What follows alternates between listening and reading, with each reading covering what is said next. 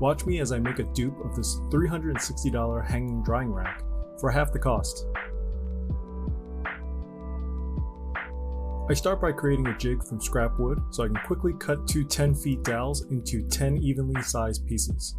Each of these pieces underwent a pre-drilling at the center of both ends. This makes the next step easier.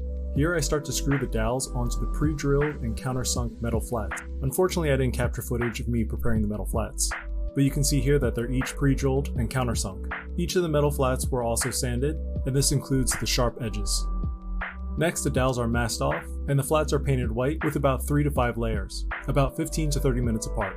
Next, I gave 3 to 4 layers of clear coat to the entire build.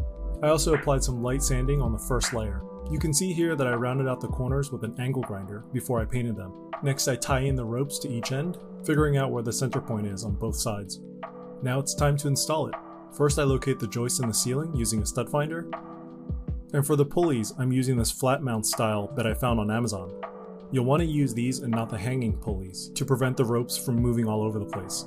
I screw in the first 2 pulleys that hold up the rack. Now the ropes go in, so I can see where to screw in the last 2 pulleys at the end so that the ropes are parallel with each other. Making some last minute adjustments to the ropes, shortening their length. Now that everything's connected and the rack is off the ground, I quickly install the rope cleat and then tie this down so that I can make more adjustments to the rope while the rack is in the air. And there we go.